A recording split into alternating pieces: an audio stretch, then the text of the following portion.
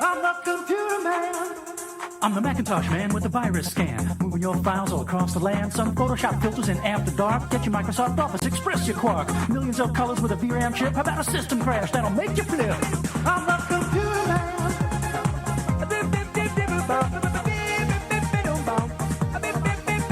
I'm saying Windows 95 is plug and pray. If it's fonts you want, you gotta go to Macway. Log right on as my personal guest. You'll have Macintosh software on your desk. Send me an email with your request. If it's hardware you want, baby, I'm the best. I'm the computer. Good evening, KSQD listeners. Good evening, Santa Cruz, Monterey, Central Coast, and beyond. My name is Luigi Opido, owner-operator of Pleasure Point Computers right by the beach here in beautiful Santa Cruz, California. And for the next hour, I'm your tour guide into a world of wonder, magic, information, and so much frustration. Sorry, we're talking about the internet and the world of computing. I am your computer man. Welcome to one of the most helpful, friendly tech counters I hope you've ever visited. I'd like to welcome you to your local radio station, your local KSQD Santa Cruz, KSQT Prunedale, and always broadcasting at 89.5, 89.7, and 90.7 FM, and always online at ksqd.org, as well as our amazing app. I love the app. The app is so cool. I love having it like on my homepage. Just boom, right there on my home screen. I can jump onto it and hear whatever's going on wherever I am in the world. As long as I have internet connection, I'm good. And you can even talk to us through it too. So jump onto your app store. Either it's the Google Play Store, the Apple App Store. Search for KSQD and download it. It's cool. You can actually, while we're on air, shoot me a little email and tell me what's going on through our voice pop box app feature. I think I remember it's called like Vox Pop or it's Pop Vox or can't remember. I don't have the app open in front of me real quick, but we've got it, and we'd love to hear from you here at KSQD and KSQD.org. I'm getting those things up right now. We also have the on-air at KSQD.org. We'd love to hear from you there. It actually feeds through using that app. So welcome to your Tuesday night. Welcome, everybody, to your local radio station, your local KSQD Santa Cruz. And I'm stoked to be here with you. Another Tuesday night, huh? In the bag, almost. Well, you're probably heading home right now, and hopefully everyone's being nice to you out there, and I hope things are going to go well. We have a ton. I always say that, but we have a ton of data that I want to go through today, plus our email questions. So we're going to do a rapid fire. If there's something you want to hear more about, give me a call, 831-900-5773, or jump online on air at ksqd.org, and you can hit me over and let me know if you want to hear a little bit more about one of these things. I mean, we're going to go through about 20 or 30 different things, and there's so much stuff to go through. I'm just going to touch it and go, touch it and go, touch it and go. So, yeah, we'll see what we can do. All right, but before we do that, at any point you say to yourself, wow, this guy's talking a little bit quick. I sure would love to get those steps down in my car. I'm listening over here. I'm listening over there. How in the world can I get these steps down to make sure that I can get those things fixed at home, right? Or when I'm away and I'm listening now, jump online to ksqd.org and you can listen to any of our any of our shows from the past 2 weeks in our 2-week audio archive. Look at that, huh? Go under the listening tab. Under the listening tab, you'll see the 2-week audio archive, and from there you can choose any of our shows and decide to listen to them at your heart's content. It's a nice place. It's also a great website to just check out what's going on here at the station as well as what's going on in your community. And while you're there, one of my favorite features, of course, is the donate button. That's right. The donate button allows us to be here, allows us to be a funded radio station by you. There's no better way to do it because otherwise we're beholden to corporate sponsorships and all these other things. So hit that button, hit donate, and keep us on the air. So let's keep on going. Got a little bit of I think my allergies are kicking up. We had our tree trimmed, and it's been kind of driving me crazy. So apologies if you hear me wiping my nose a little bit. Sorry about that. Just a little bit of run. All right. So, of course, if you, on top of the KSQD website, which is amazing, obviously, you could also check out the podcast, the Computer Man podcast on all of our Apple podcasting services. Really cool. Apple, and it's on, I believe it's also on YouTube. It's also on Spotify, and there's a few other places I believe that it is, but those are the main places you can catch this Computer Man podcast. Usually this episode will show up about 24 hours later when I get to it. It's not an automatic thing. I have to go out there and post it, so it takes a little bit of a second or two for me to get to it, but if you missed tonight's show, you always jump online to ksqd.org, and if you want to listen to it even later, jump onto the podcast using your favorite podcasting service. Pretty cool. If you'd like to reach out to me after the show, you can always hit me up by email, Luigi, Luigi, let's give the Pleasure Point Computers email. So it's Luigi at pleasurepointcomputers with an S.com. We do have a Luigi at ksqd.org. I just don't check it as often as I'd like to. My Pleasure Point Computers email I check all the time. So I'd love to, if you want to email me, if you have any questions or anything like that, hit me up on the email. That's really quick. Give me a call tonight, 831-900-5773, or you can email me tonight as well on air at ksqd.org. And if you're just stumbling across the Computer Man Show for the first time, first, welcome to the show. And what are we going to be talking about? Well, we're all about updates, new devices, testimonials, scams, and, of course, our call-ins. What's going on with your bench? What's going on with your machine? What's going on with your machine on your bench? We're going to be talking about all that stuff. And if you have a question, comment, concern, give me a call, 831-900-5773, and we'll talk about it together. We're here every Tuesday night from 6 to 7 p.m. And again, that on air at ksqd.org or 900-5773 in the beautiful 831 area code. Okay. We always start off with scams because that's right, I hate them. All right, so first of all, let's talk about scams, and let's talk about what is going on currently. One of the things, actually, I got a scam. It was, let me see if I still have it in my text message. I didn't print it out for you today, but I was going to talk about it based on what I saw. Let's see, do I have it here? Do I have it here? No. Oh, here it is. Okay. So actually, this wasn't it, but this is another one I got. This one says the toll roads notice of toll evasion. You have been unpaid toll bill. Like, get one of these toll ones every week. So if you're getting something from your toll company, again, just sign into the website and check it out. That's not the one I wanted to talk to you about. Let's see. Oh, here we go. Okay. I have been applying to different things, like I've been working on certifications and stuff, and always trying to, unfortunately been applying to some government jobs. I don't think that's probably the best idea right now. But anyway, I've been doing that kind of for a little while, and so my name and my phone number are kind of out there in the world a little bit. They're floating around a couple websites, they're floating around a couple job recruitment places and stuff, and I'm not going anywhere necessarily. I just, always looking around to see if there's something that might be able to use my services or whatever, and a lot of times when I go to a job interview, I'll talk to them and they end up hiring me anyways for not necessarily for the job, but I get hired for the job with my business. So one of the things I got on my text message real quick was someone that says, "Hello, this is Lisa Parker from Blue Signal Recruitment," which is a legitimate recruiting company. We have an immediate opening for a merchandise reviewer. Role offers flexible hours, 30 to 60 minutes a day, competitive pay ranging from $700 to $600 a day. Requirements, you have to be 25, U.S. citizen, visa holder, WhatsApp available. Reply yes, okay if you want more information. And so I kind of looked at that and I was like, wow, that's it's worded halfway decently. I think it's legit, but I'm not really sure. And so I decided, I was like, this is one that I was kind of looking at. I'm like, I'm not sure if this is from a legitimate source. The area code is it's a 929 area code. I actually looked it up. I don't remember where that was from. But so I decided, I was like, you know what? I'm going to try something I've never tried before.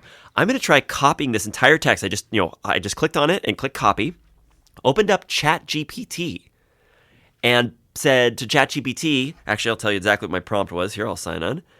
I said, here we go.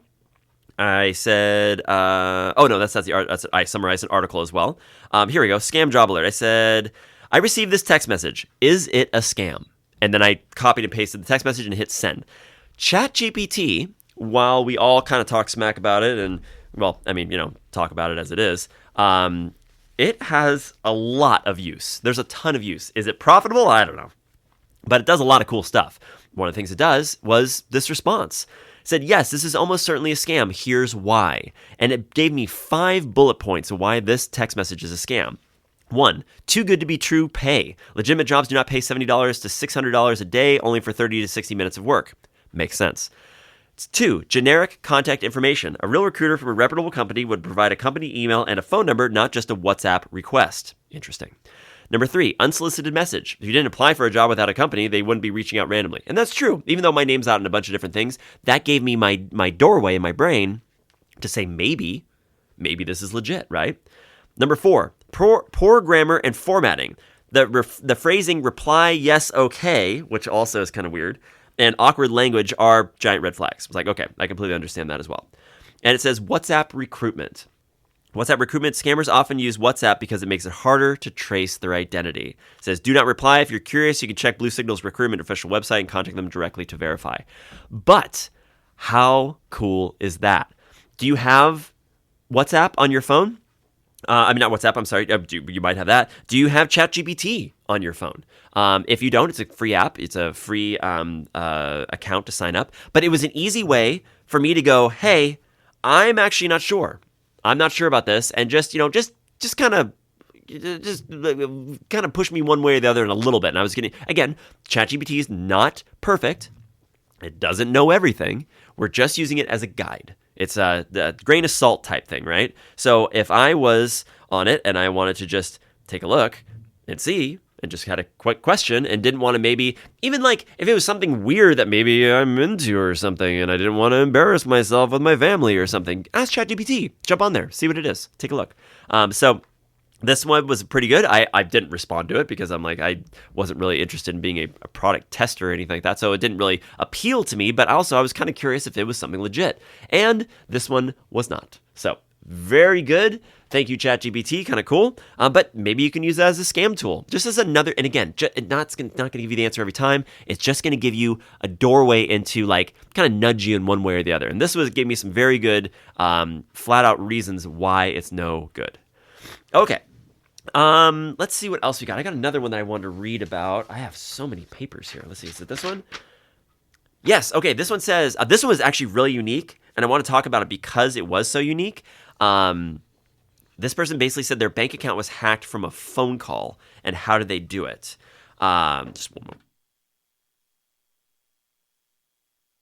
Recently got a phone call, same phone number. Recently got a new phone. I'm sorry, new phone, but same phone number. And woke up this morning to multiple scam calls. They were non-stop, only a few seconds apart.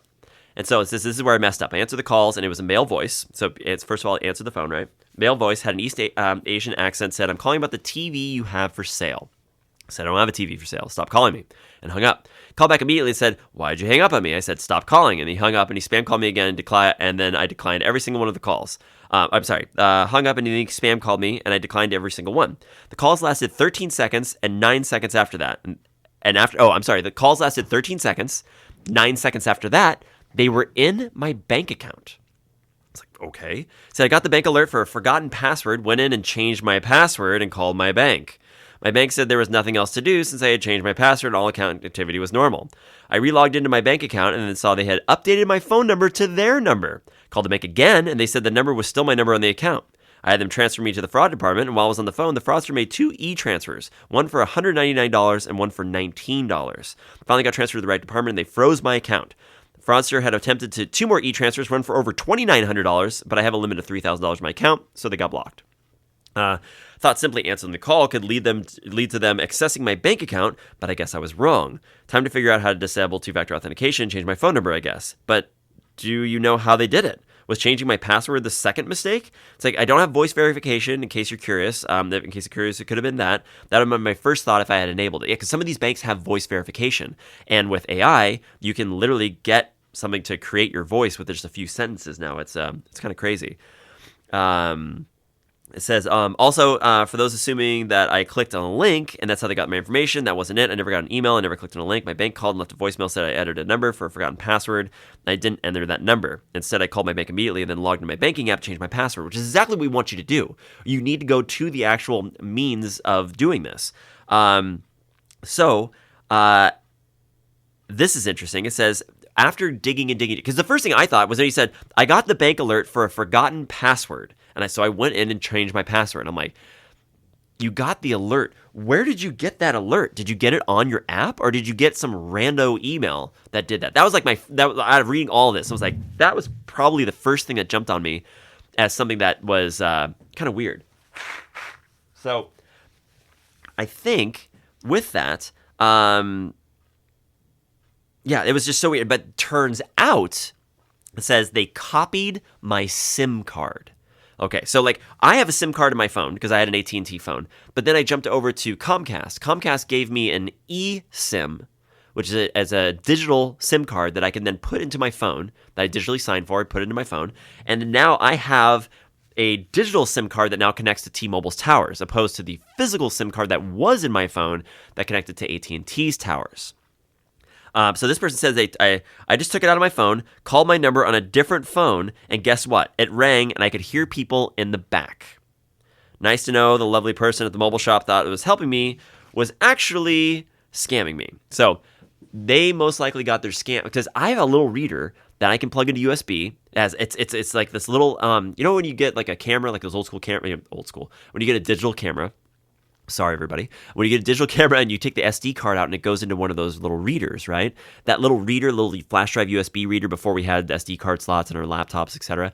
That little reader is like a little it basically takes the pins on the SD card and matches them to a pins on the USB, so then you can connect the SD card to your computer, right?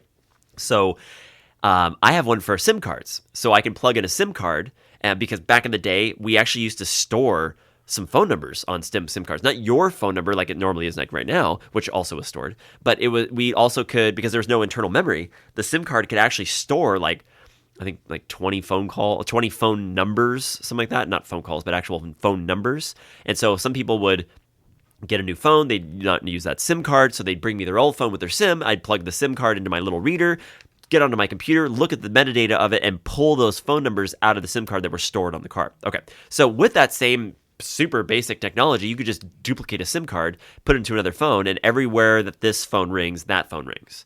And that's the scam, right? So this person got a forgot your password thing. They sent the two-factor authentication, which of course got sent to the phone with the spoof SIM card in it, and off it went.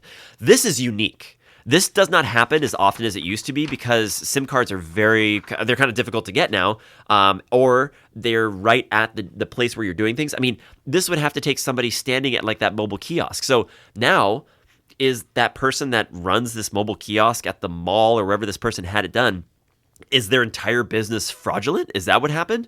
I mean, I have so many questions on how this happened, and I've actually reached back out to see if I could get some more clarification on it. But their SIM card was spoofed. How? How did that happen? I thought that the forgot your password thing was where they went in, but dude, I mean, that was a great thing. Pull your SIM card out, make a phone call to that phone number somewhere else, and if the phone answers, someone else has your SIM card, and they've duplicated it. So crazy, but it could happen. So there it is. Let's see. We talked about the Gmail last or 2 weeks ago. For those of you who were on last week, kind of a cool show, a very cool show with Amy Chen Mills talking about all the different things. We had a little crossover event. So I'm going to be putting that one up hopefully on our podcast as well. I'm just trying to get everything in line for that as well as to go through. So let's see. Also, a security advisory here from the FBI.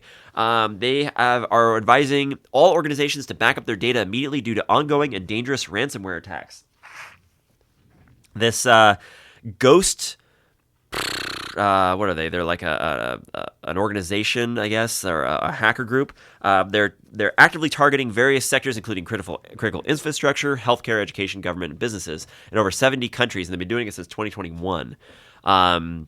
They're basically threatening to steal data if ransoms aren't paid. So what this is as a ransomware threat, this is pretty serious because ransomware, you can't fix ransomware. You bring me your computer with ransomware, I can fix your computer and get the machine back up and running, but your personal data is gone.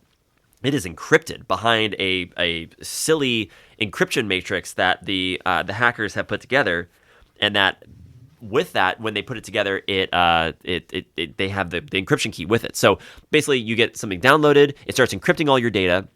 You then go, oh my gosh, and everything's encrypted, and it gives you basically just enough functionality for it gives this big thing in the center, how to contact them and how to send them Bitcoin. As soon as they receive the Bitcoin of $300, $400, $500, $600, whatever it is, they theoretically will email you the key to the decryptor that will then decrypt your entire hard drive. They made $600, your hard drive's back to zero. You're pissed, they're happy, and off they go to the next victim. If you don't pay them, or if you just don't pay them, there's no other routes, then your stuff stays encrypted and you don't get anything back. There are some couple websites online where people who have paid the money post their decryptors online, so you could like download those in case that's one of them that somebody used. But there's so many out there that it's kind of a crapshoot. It's hard to see if. It's hard to think that the one that you got encrypted with is just randomly on this website. That it's very rare. So what do? Well, you have to basically wipe your hard drive, reinstall your operating system, and then restore from a good backup. There's no other way to do it. You can't decrypt this stuff anymore, or not necessarily anymore, but you can't decrypt it because the encryption matrix is literally something that's super thick from the guy who created it or from the organization that created it. So, yeah, it's incredible. It's frustrating. So they're saying right now the FBI has put out a notification saying that organizations maintain updated backups, promptly apply security patches to address vulnerabilities, and implement phishing-resistant multi-factor authentication.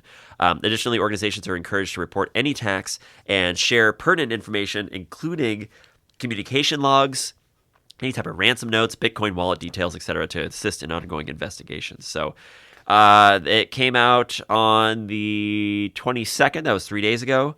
But it's a ghost ransomware security advisory. So that's really heavy. Watch out for that. If you got an Apple device, just make a Time Machine backup.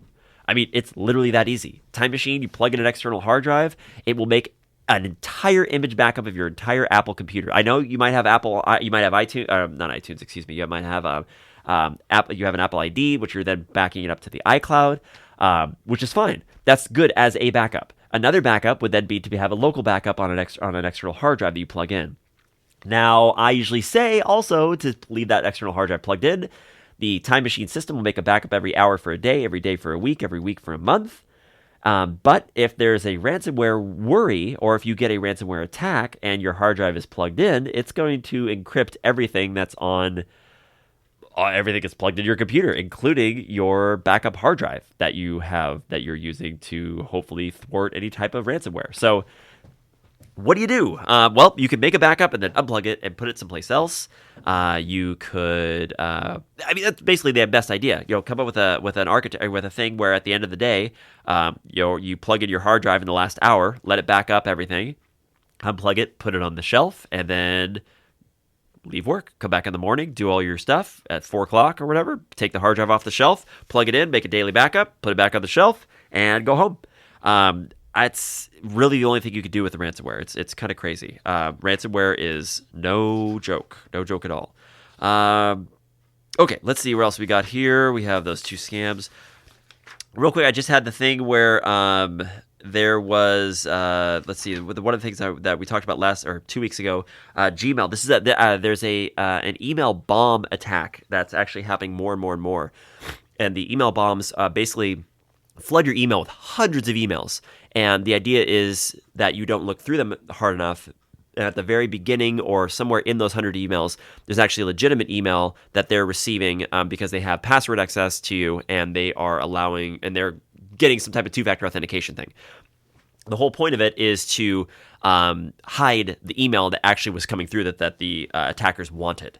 And so if you get a super heavy email bomb, I would really recommend going through it as fast as you can, or taking it as a kind of a priority and going through your email, checking it out real quick and making sure everything's okay. Go through and see which ones towards the beginning when it started, what companies are actually are coming at you, and see if those log into those companies and make sure you still have access, etc. It's part of a larger attack to get access to an account, and usually if there's an email bomb, they have access to your email, and the bomb is used to hide what they're actually doing because you're receiving the email telling you exactly what they're doing. But if there's a million emails, you can't find it and go through all the mud, right? So, hundreds of sign-up emails to be used with it. That could happen anytime. So just watch for that, and if that happens, that's most likely what's going on. Okay, let's see what else we got going on here. Oh, okay. So let me see if there's any other scams. Actually, there's probably a ton here we're going to talk about, and I had actually some good stuff. Another thing that was actually kind of good on the scam front, thousands have been rescued from an illegal scam compound in Myanmar. Myanmar, Myanmar. What started last week as a couple hundred released, turned into a tidal wave now with 10,000 humans. 10,000 humans from 20 countries expected to be released by the end of the week. Those who had been rescued reported being beaten, electrocuted, canned, and confined in darkness if they didn't meet scam quotas. Right? That's what I'm talking about. When we talk about these scams, when we talk about these people doing the scams, it's not people, there's some people that are just, kind of, I'm going to screw with the other people. And then there are other people who are literally being kidnapped and forced into this. And if they don't meet quotas, they get messed with bad. And so, it's gnarly out there, guys. But thousands were just rescued from an illegal scam compound here in Myanmar. Pretty cool. So that is a positive thing on the scam front. Maybe a little less phone calls to come through because, they're not entrapped anymore. Yeah. Also got a notice, someone sent this to me, said the FBI presentation, this was in Georgia County, Ohio at the YMCA.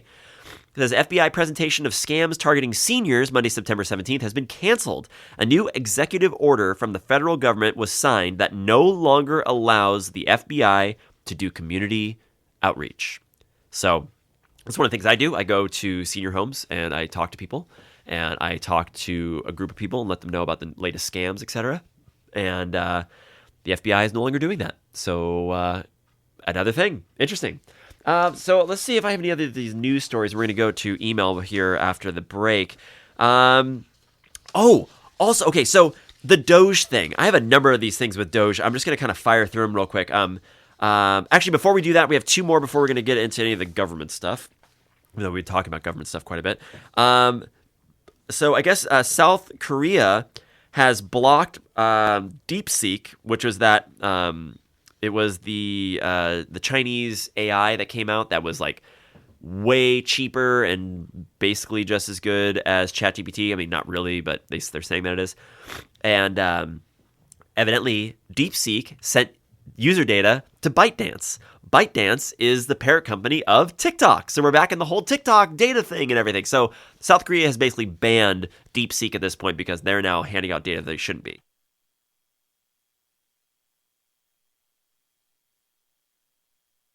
It's a crazy turn of events because DeepSeek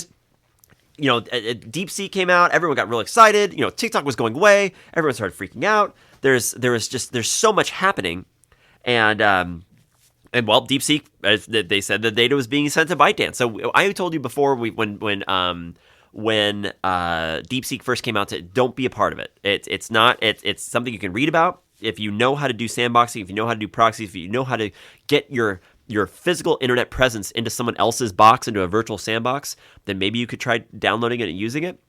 But don't put it on your phone. Don't put it on your computer. Don't put it on anything that's personally yours. It is just a wide open cesspool, which also leads me to something else based on that, because there is the new Grok AI that Elon Musk is putting out. Researchers have found that the Grok AI, the new one that just came out, is super, super vulnerable to hacking. So while these AI models are coming out, they are not secure. They're coming out in speed and in force, but they're not coming out with a lot of foundation. They're not, and when I say foundation, I'm talking about kind of data safety. They're not being they're just not. So this one says the team found that the model is extremely vulnerable to simple jailbreaks, which could be used by bad actors to reveal how to seduce kids, dispose of bodies, extract DMT, and of course build a bomb. So what they're saying is that you could thwart the question base and then ask it questions that you're not allowed to ask other AI questions, like those things. And that would then give you information that could be for nefarious reasons. So that's interesting because all these companies are coming out with AI, and it's all about coming out with the product and not coming out with the safety that comes with it. And I think people are just stoked about using it, and they're like, cool, and we're just rolling along until something bad happens. So, and I had two other things about the DOGE stuff that was tech related. One of the things was, I heard that the 21 DOGE staffers resigned as they refused to dismantle critical public services as they were inside those systems. That's kind of interesting. And they were all originally employees of the United States Digital Service, a technology unit established during President Obama's second term. The unit was renamed and reorganized in January via executive order into the Musk-headed DOGE. So they said they recounted how they were interviewed the days after the current president's inauguration by figures wearing White House visitors badges who demonstrated limited technical ability. And so they resigned as they refused to dismantle critical public services. These are the people that were actually in the government before doing their digital rights stuff, and now they decided against it. But what I thought was most interesting about all this stuff that's happening with the DOGE and stuff like that, tech-wise, of course. Not going to talk about any of the other politics and all the madness that's going on. One of the cool things it's not cool. I'm sorry. It's something that I found out and I was like, aha! And so that's what was cool about it, and not anything else about it. But the email that Elon Musk sent out to everybody to say, hey, give me the 5 bullet points of what you do with your job, and then recount and said, oh, we're not actually going to be, da-da-da-da. What they want to do with that, which they've said, is they want to take those emails, plug them into AI, and then AI will decide if that person did enough stuff to keep their job. And it's crazy. So that's that. They said, "Oh, you have this email," and then the FBI is like, "Oh no, we don't want you writing that email." And everyone else is like, "Yeah, we want you writing that email." And then Elon, I guess, is like, "Yeah, you guys have to have that email. It's due like this Friday or something." Monday, 11:59. This past thing. But what they're going to do is then run it through this AI filter thing and everyone's emails, and that will then decide who had a good enough answer. I mean, I've been reading accounts of people who are federal employees who are like, I have a job that is very important.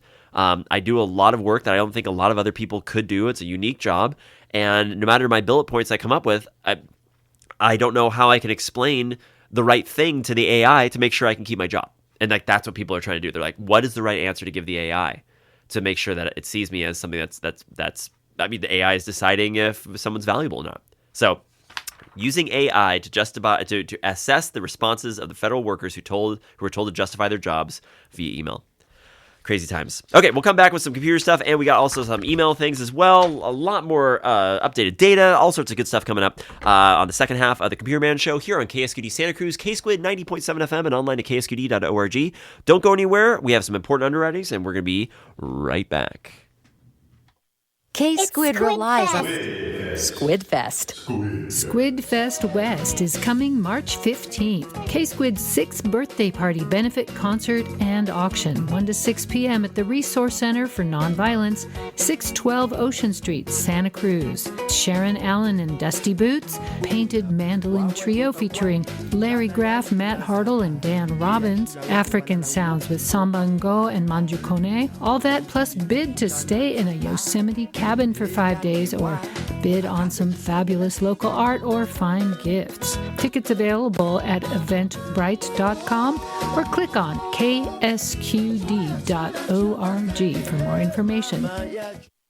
K-Squid relies on contributions from listeners. One way you can help is to donate a vehicle you no longer need. If you don't need it, donate it. Learn more by clicking the Support tab at ksqd.org.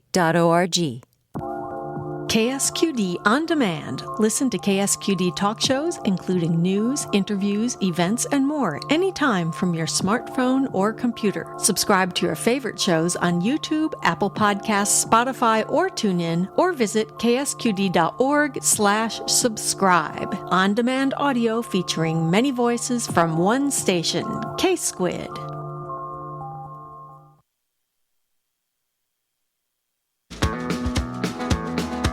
On the road again. Just can't wait to get on the road again. Whether you're on the road or at home, you'll never be without your squid. With the KSQD app, you can take the squid everywhere. Connect with your favorite host. Learn about new music. Text a request or comment. Browse our podcasts. Record a message and listen uninterrupted while you browse.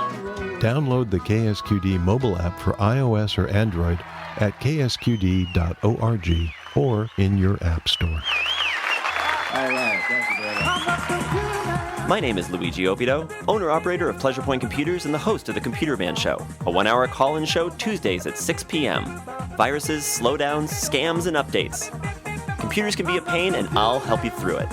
Send me an email with your request. If it's hardware you want, baby, I'm the best. I'm the computer. If it has an on switch, we'll probably talk about it on the Computer Man Show Tuesdays at 6 p.m. only on KSQD 90.7 FM Santa Cruz. Get into a computer.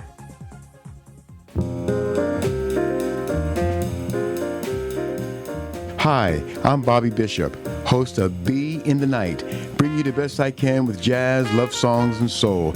Join me on Tuesday evenings from 7 to 10 p.m., playing the classics straight ahead and introducing you to the latest artists and composers. That's Tuesday nights from 7 to 10 p.m. right here on listener-supported KSQD 90.7 FM, Santa Cruz. Yes, nothing better than to get all this computer nonsense, all this garbage out of your brains by filtering it through with some awesome jazz. Coming up with Bobby B and Be in the Night.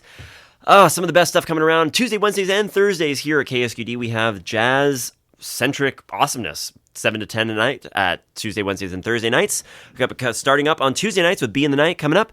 All you got to do is sit there and let it happen to you here on KSQD Santa Cruz at 7 o'clock. That's Be in the Night right after the Computer Man Show. Just stick around and let it happen to you.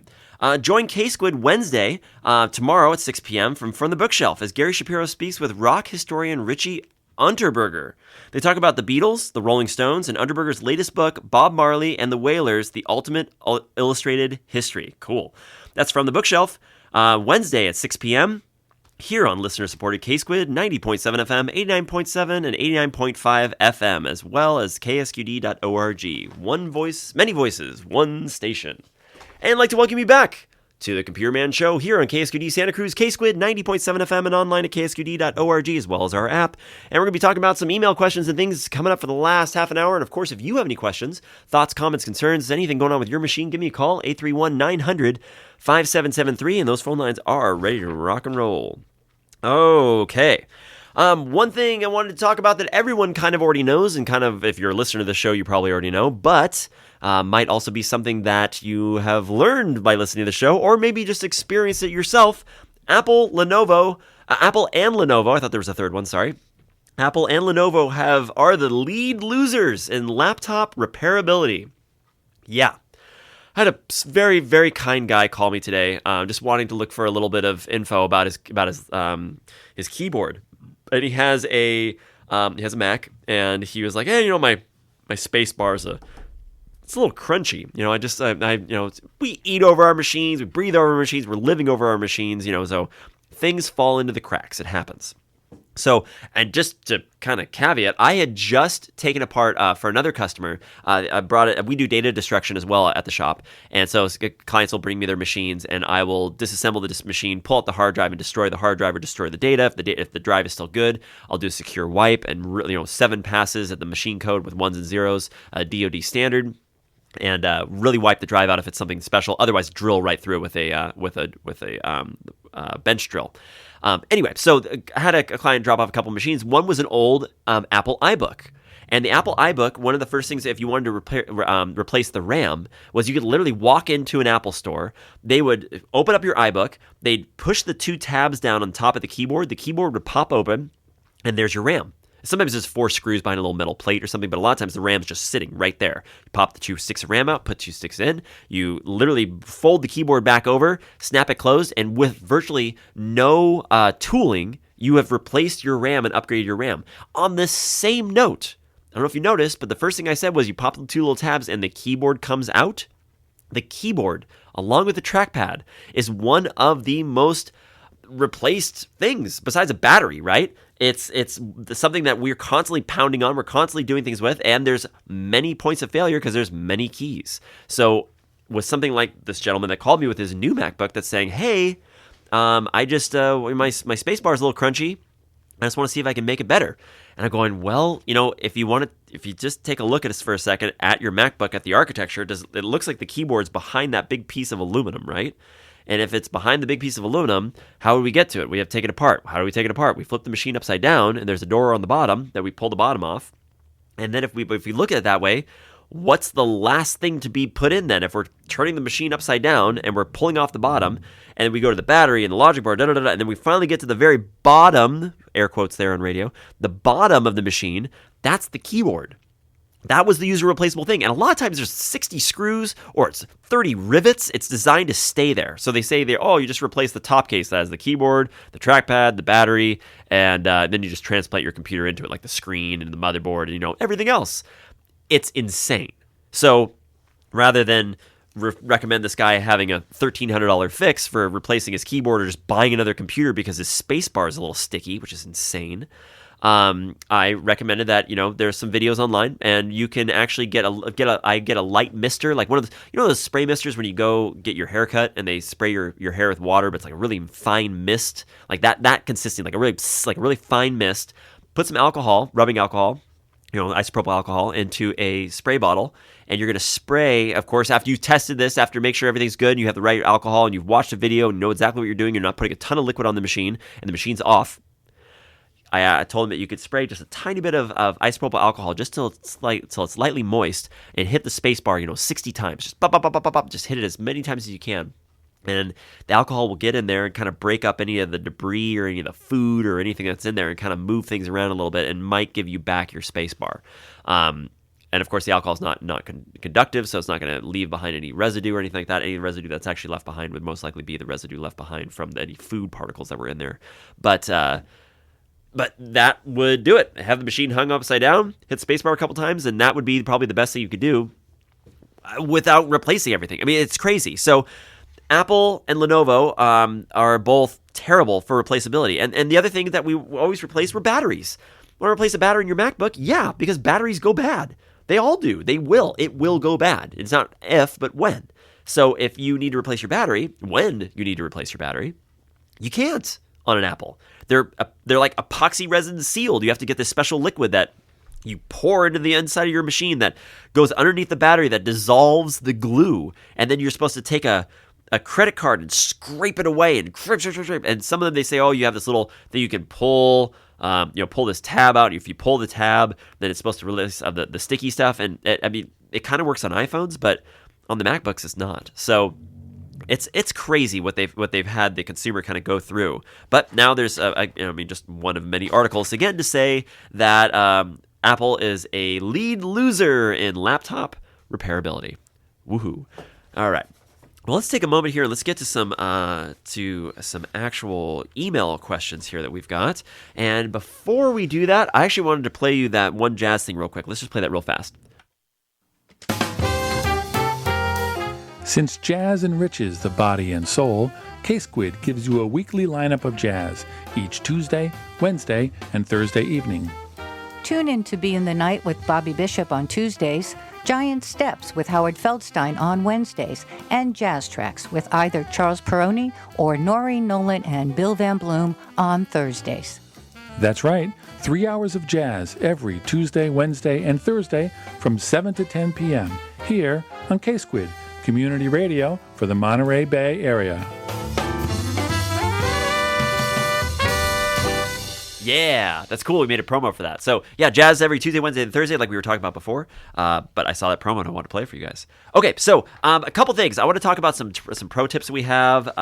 Also, some things that I've been seeing as we go through with YouTube, etc. And I wanted to just pass some of these things along. So, if you are copying and pasting a YouTube video and you want to send it to somebody else, when you're looking at the actual link, like it says YouTube./CYGV, blah, blah, blah, blah, blah, all those letters, right? And then it has a question mark, and then the letter S, and the letter I, and then an equal sign. Okay, so again, if you just jump on YouTube, on a website, go to any YouTube video, and then go up at the very top where it says the YouTube/letters, where are the video, right? And then it has the question, it starts with a question mark. Question mark, SI equals. Question mark, SI equals. If you remove the question mark, SI equals, those four digits, those four characters, from any YouTube link you share, that will remove the tracker. And it's a tracker to not just you, but all those who click on it who are logged in. So removing it has no consequences to the link. It doesn't change anything. But you could just remove that and copy that link and you'll be good to go. There's no reason to put tracking into you and your other people's history with a company mining your data. One cool thing I did find out though was Firefox. Firefox will actually allow you, when you're about to copy and paste your data, like if you were to go to youtube.com on Firefox, you watch a video, you go up to the top and you copy the link, Firefox will actually give you an option to select, quote, copy clean link. And that will delete any trackers on almost anything that exists, YouTube especially.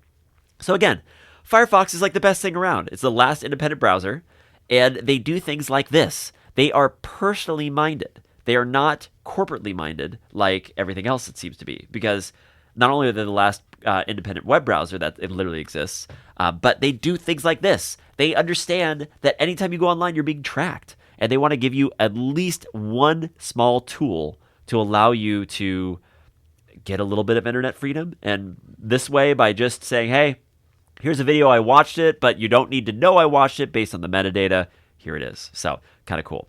Another thing I want to talk about real quick, we have email questions, but these are actually kind of important things I want to do.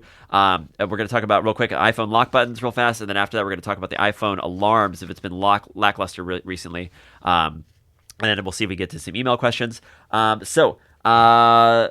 With the nature of the world right now, or at least our country, you may want to make sure you're protected in any ways you could possibly be protected. And one of the ways is your phone. If you get pulled over, someone takes your phone, and they just hold it up to your face. If you don't close your eyes or whatever, that maybe the Face ID will just unlock and they can just unlock your phone and they have access, right? So one of the things you could do to protect yourself is clicking the iPhone lock button 5 times when it's in your pocket or if something's about to go down. So if you have your phone locked, you're not taking a video, you're not doing whatever you're doing, and you could try it right now. Like if I just swipe up my phone unlocks. If I lock my phone, it locks. If I unlock it and I swipe up, it unlocks again. It's seeing my Face ID, it unlocks. If the phone's locked, unlocked, it doesn't matter doesn't matter what it is. If you hit the lock button 5 times, and depending on your settings, that could call 911 depending on your settings. But usually what it'll do is it'll give you an option to slide power off, medical ID, emergency call, etc., or cancel. When you hit cancel, the phone's locked. Even if it was unlocked, it's now locked. But if you go to scroll up to put your Face ID in, it will not allow you to do it. It says you need to put in your passcode in order to enable Face ID. So, police can legally use Face ID and biometrics to unlock your phone, but they cannot compel you to enter a password, okay? If you click the power button 5 times on your phone or hold power and volume and release it, it's going to require a passcode to unlock. It's not as secure as restarting your phone altogether. It's better than nothing. So some people's phones by default will call 911. The setting can be changed in the emergency and SOS settings menu. And then also, if you're talking to a lawyer, it doesn't mean you're guilty, but that's beside the point. Again, if you hold on if you press the lock button 5 times, you can try it right now on your phone and see what it does. 1, 2, 3, 4, 5. It'll show up on mine. It says slide to power off, medical ID, emergency call, etc., etc. And then if I hit cancel, it says enter your passcode. Your passcode is required to enable Face ID. So now, even if someone were to just put this phone in my face, it doesn't matter. It will not unlock. And another thing too, if someone's trying to do that while you're like fussing around, if you keep your eyes closed, it will also not recognize Face ID. I know that's kind of weird, but that's another thing you can do. So it will not unlock unless you put your passcode in, hit the lock button 5 times.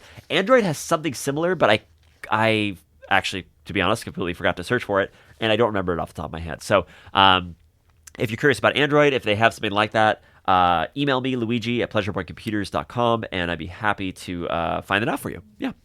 Okay, and lately, if your iPhone alarm has been lackluster, if you updated to iOS 18 and you're like, dude, my alarm is not waking me up like it used to be, what's going on? There's a couple settings that they've changed that you might want to check out yourself.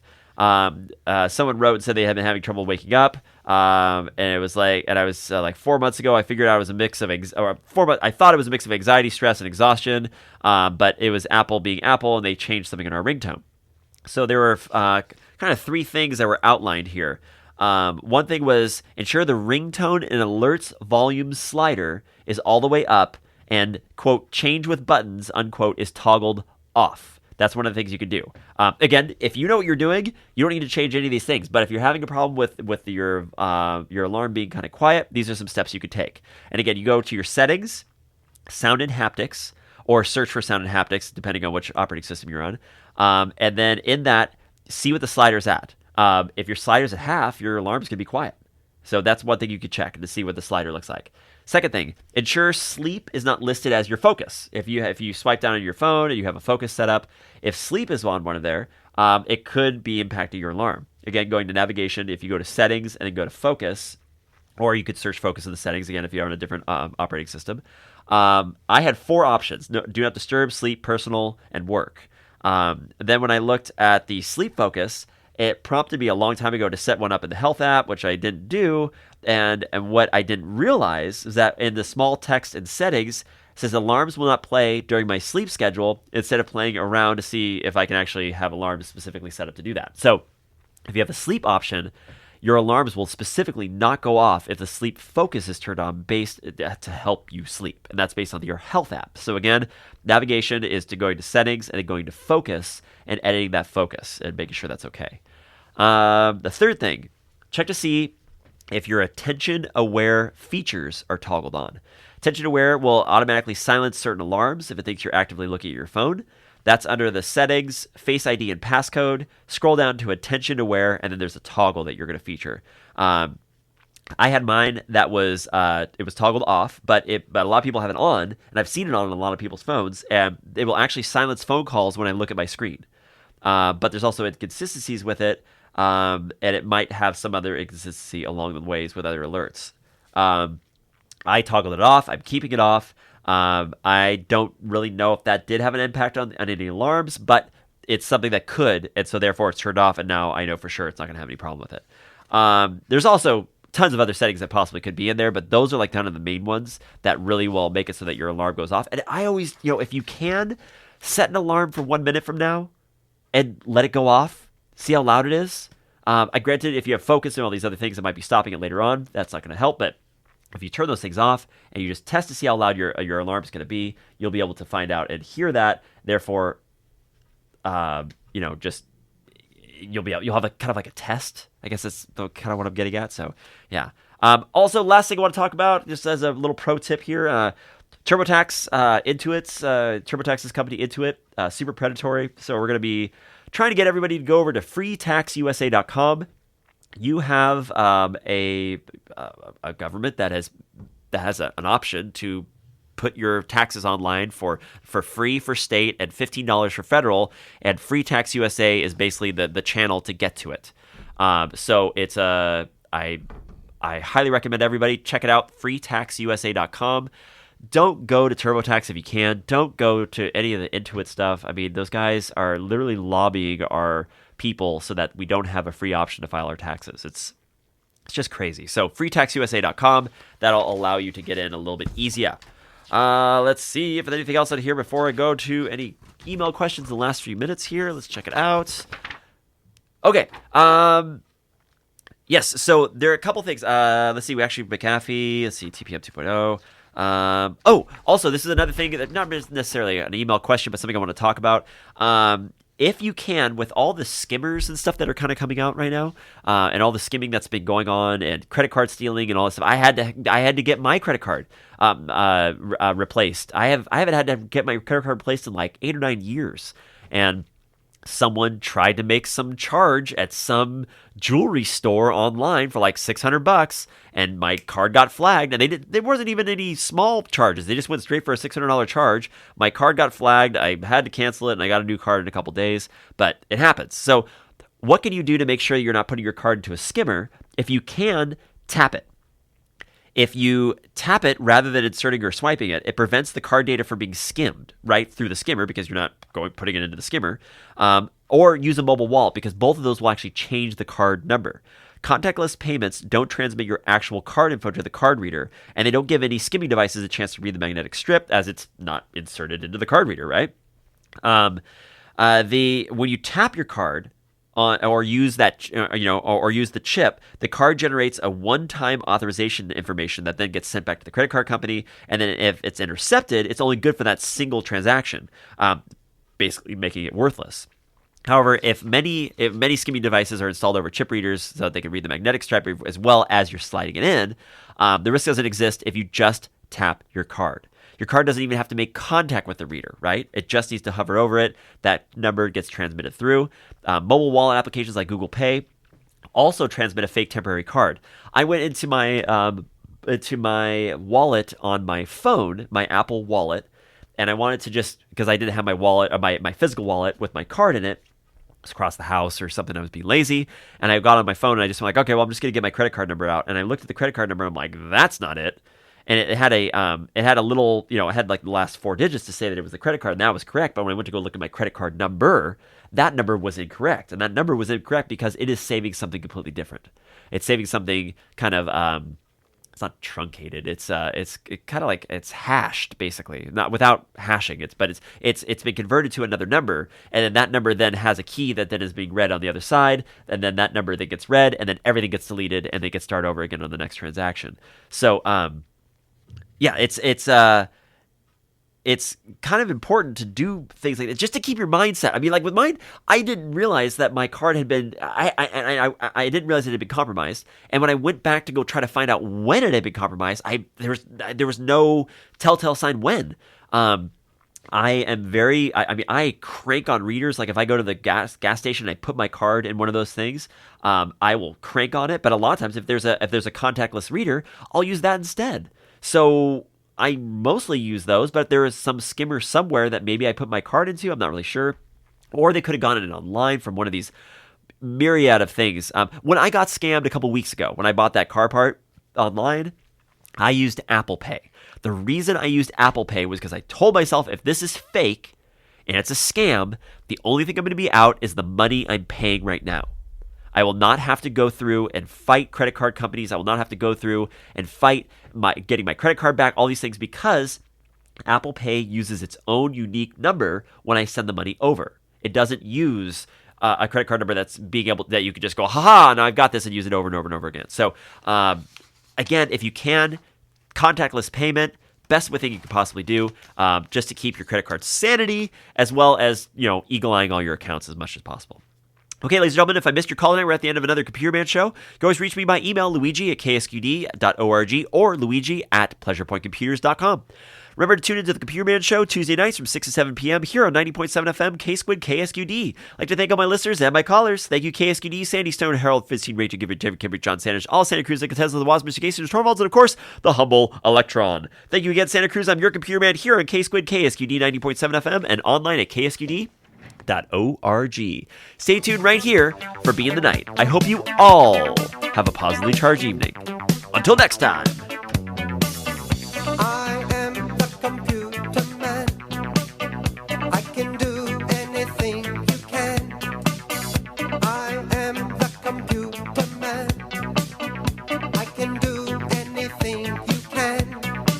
Computer man, he is your friend. He gonna help you again and again. So if you have a question or two, he's got the answer just for you. I am the computer man, and I am ready for questions now. Thank you. Mr. Computer Man, how much is 2 plus 2? 4.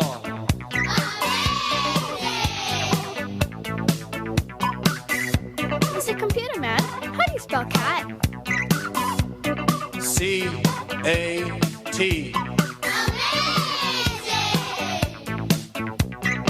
Mr. Computer Man, how do you spell supercalifragilisticexpialidocious? With letters. I am the computer man. I can do anything you can. I am the computer man. I can do anything you can. Computer man is very wise. He speaks the truth, he never lies. So if there's something you don't understand, just ask the computer man. Hi, Mr. Computer Man. My name is Jenny. I have a question for you. Wait, Jenny does not compute. What is your number, please? Number? I don't have a number. I'm a person. A person?